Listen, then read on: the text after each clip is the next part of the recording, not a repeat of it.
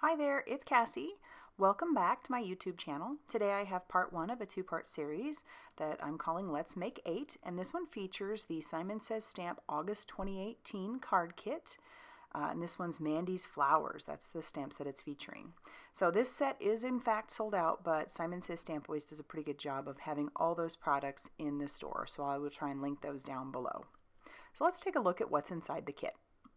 As you all probably know, these kits are so worth the money. There's so much in there for $34.99. It always comes with candy. And next we have the Nuvo Bubblegum Blush Crystal Drops. These are super pretty, and that's actually a really good size of crystal drops, in my opinion. And we also have the Doodlebug Tiny Hearts Sprinkles, 1 yard of May Arts Twine, and we have 12 sheets of Bo Bunny's Early Bird 6x6 paper. And as always, they're gorgeous. These are one-sided. So unfortunately, you will have to try to decide which ones you're going to hoard and which ones you're going to use. But very, very pretty. All go so well. And then we have the Simon Says Stamp Modern Rose Blooms. This is one of their 6x6 background stamps. So pretty. And we have the Simon Says Stamp 6x8 Mandy's Flowers set. Oh my gosh. So many great sentiments and beautiful images. We also have the Tonic Powder Blue Lace Embossed Paper, an idea sheet, and then we have the Simon Says Stamp White 120-pound cardstock along with Simon Says Stamp's Cotton Candy cardstock. So we'll get started with card number 1. I started by die cutting a partial circle from one of the pattern papers, and then I'm using my Score Buddy to score my 4 1/4 by 11 inch cotton candy cardstock. I cut that in half, and that came in the kit, and that I scored that at 5 1/2 to make that a top folding A2 size card. I was trying to decide whether or not I wanted that doily. Turns out I don't. So now I'm going to stamp my image, and I'm going to have that on a piece of Express It. And I'm putting that into my Mini Misty, and I'm using some Lawn Fawn Jet Black ink to stamp that out. I plan to do some Copic coloring, and I'm going to show you the super fast version of my Copic coloring because I pretty much do the same thing throughout because I'm using those pattern papers, and I like to make my kits out of, I make them a set, like a set of cards, and I keep those as gifts, and I will either give those out or I'll use them or whatever, but I really like to keep mine as a whole set. So I don't really veer too far from the colors that are already in the pattern papers that usually come in the kit. And I will list all those colors down below. I stick those in a cup next to me, and I just kind of grab those every time I'm making a card for one of these kits. Super fun, and I love that image. There's a lot you could do with the inside of it. I was going to stamp the thank you inside, but I chose not to. To assemble my card, I am mostly using the tape runner there. I don't want too much dimension. I will end up using foam tape and some dimension on my image and on my sentiment as well. But for those background pieces, I'm just going to stick those down using that tape runner. I'll trim off the excess there. Grab that tape runner again after I've decided where exactly I want that partial circle. And then I'll adhere that down. I'm running low on my foam tape, so I do have to be a little sparing with it. So I'm using it on my main image. And then I'll also back the thank you with it as well. This turns out to be a fairly simple card. I am going to use those Nuvo bubblegum drops eventually. But first I'm going to take another bit of that sentiment and stamp that onto some black cardstock with some Versamark ink, cover that with white embossing powder, and heat set that. I trim that out off screen, and now I'll adhere that with some Tombow Mono Multi. No, that was Ranger's Multimedia Matte. And there is where I grab the bubblegum drops, and I just adhere those down. When those dry, they do look like enamel dots. They're so pretty. And that finishes card number 1. For card number 2, I'm going to do a little partial stamping. I'm going to use that same Express It cardstock that I had used in the for the last card, and I'm just going to partially stamp a couple of the images onto it using that same Lawn Fawn Jet Black ink. I am once again going to Copic color these. I'll do that off screen this time because I'm using pretty much the exact same colors. And I wasn't sure how many I needed or wanted, so I stamped out quite a few. Now I'm going to trim down that tonic embossed paper to fit on my card front. And so I want that to be exactly 4 1/4 wide. But I'm going to trim it down because I want there to be a gap where my images are going to go. So I'm going to trim some more off, about 1.5 inches. And then I'll just set that aside and save that for later because this paper is so beautiful. You really don't want to waste any of it.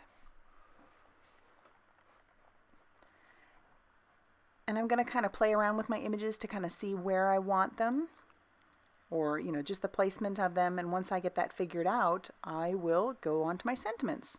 And I'm going to do the same thing I did before with the black cardstock. It's such a classy look. So I will stamp that using the Versamark ink again, that sticky ink. And I have treated that paper with my embossing buddy to make sure that I don't get any powder where I don't want it.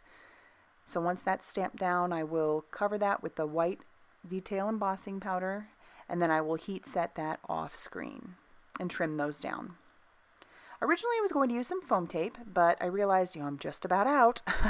So I grabbed fun foam. I forgot that I had this giant thing of fun foam, and I'm going to trim that down. I know you probably all know about the fun foam.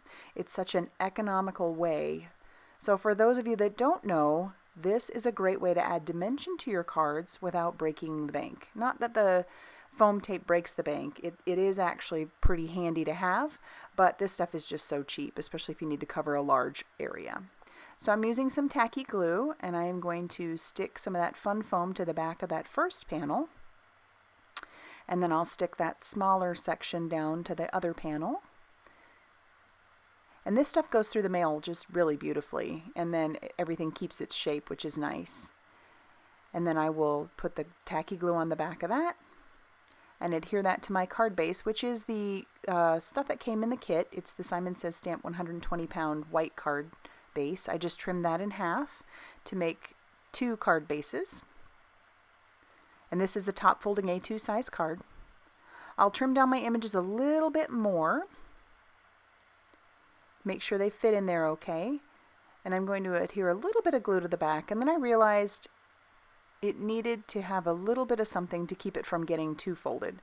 So I do grab a little bit of the foam tape, just adhere a little bit to the back there, and then I will adhere that top part down with the tacky glue as well. Not a whole lot, just a little bit. And then I'll do that to the other side, the other image, exact same thing, using the foam tape and the tacky glue as well.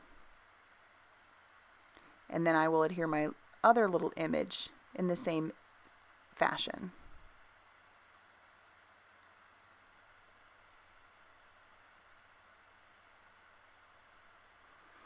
This one needed a little bit more foam tape on the top because it's a little bit wider image. But I love how those are peeking out from behind. And now I'll adhere those 2 sentiments using that same tacky glue. There's a lot of great sentiments in this set. So even though the kit is sold out, that set is fabulous. You can still get that. And then for a final bit of embellishment, I will use my Nuvo Shimmer pen over the top of my images.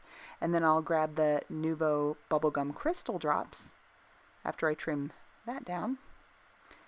And I'm just going to add a few little drops of that because I just felt like it needed a little extra something. And I'll put a few of those drops down.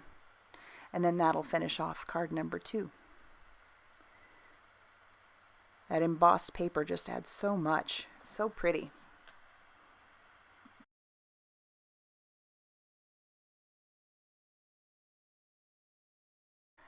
For card number 3, I'm going to do some ink blending. So I have a piece of Bristol smooth cardstock, and I have several of my distress inks. That first one I'm starting with is Peacock Feathers, and I'm just going to, cover that bottom third with the peacock feathers, and then I'm going to move on to the peeled paint. That will be my middle color.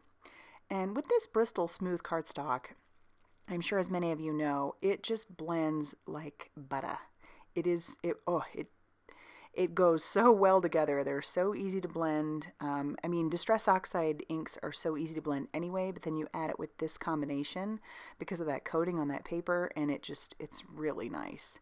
So I'm going to grab a Post-it because these inks are still wet that way I won't leave a fingerprint behind. And I'm going to use Evergreen Bough, and that will be my third color.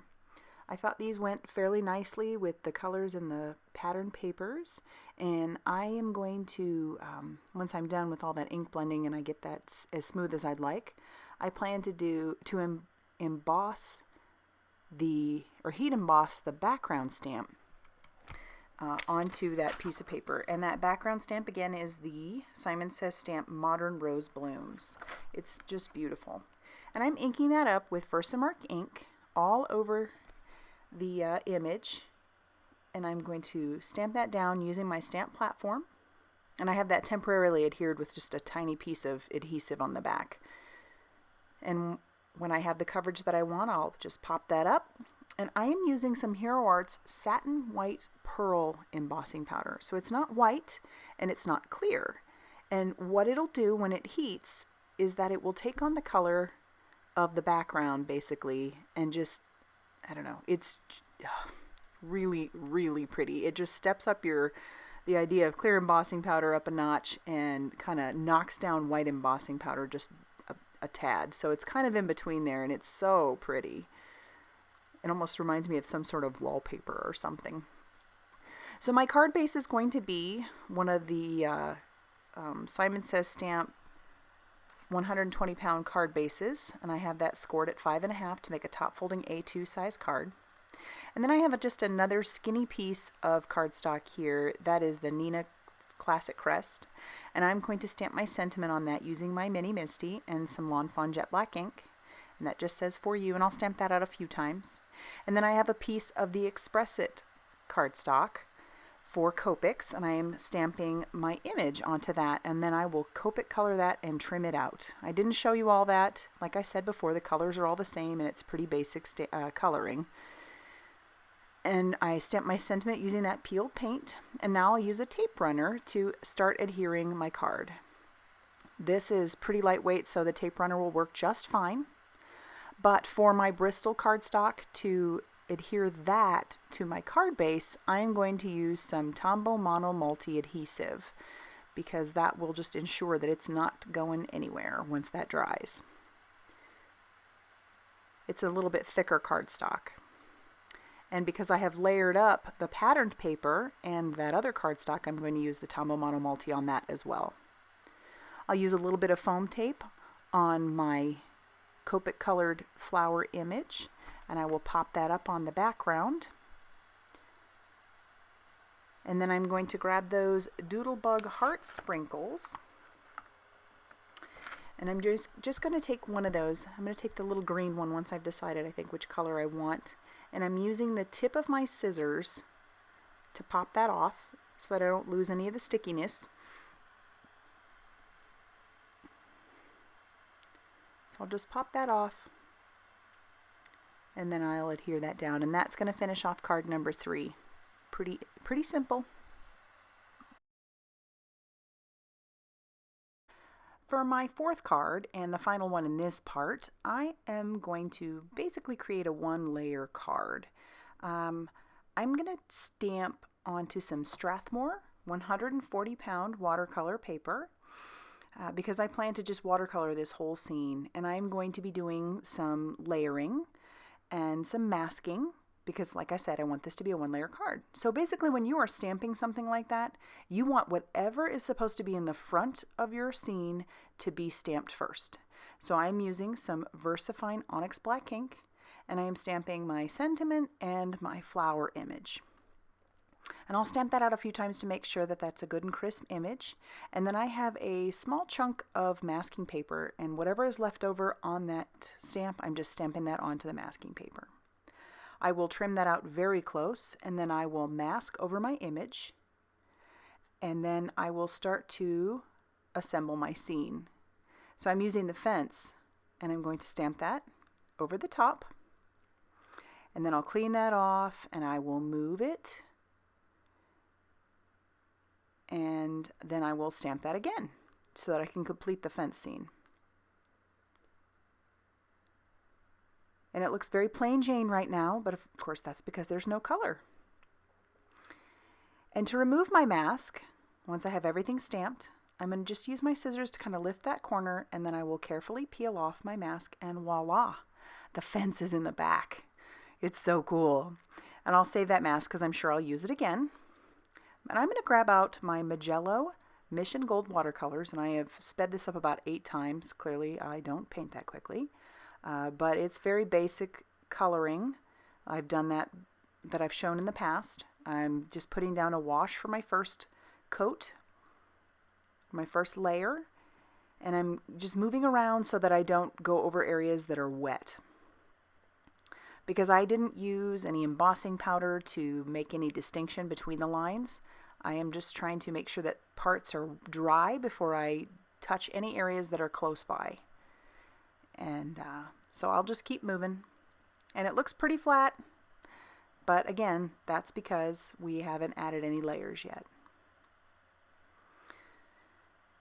As I've said before, I really enjoy these watercolors. They're easy to work with. I still have my eye on, and I'm saving for some Daniel Smith splits. I think they're in my future because they do work really well, but they are awfully expensive, so I'm having to save for those. But until then, I will just keep using these because they work beautifully. And moving on to my pot, I'll add a little bit of highlighting there, or mostly shadowing so that the highlight shows up. And then I will take the tip of my paintbrush, which is fairly dry, and this is a size 4 that I'm using, silver brush, and I'm adding some grass. And then I'll move on to make the green a little darker on my plant, and then I'll add darker shading of grass all over that background to really make this scene pop a little bit. And then I'll deepen up the red on the flowers themselves, add a few splatters to the background, and then my painting will be done. And once that's dry, I will get my card base ready, which is just some blue that I have from my stash. Again, top folding A2 size card. And because that has been fairly warped by the water, and it is a thicker cardstock, I'm going to use some score tape. And it isn't the same size as the front of my card. I have this cut down to 4 inches by 5.5 inches. And so you want to make sure that you have it right, because there's no picking this up once it's down. That score tape is legit, folks. So yeah, if you're going to use it, make sure you know where you're sticking it. And that's going to finish off card number 4. As always, let's take a look at the final 4 cards from this part. I'd love to hear which one is your favorite. Make sure you like it and subscribe to my channel so that you don't miss part 2. And as always, guys, thanks so much for stopping by.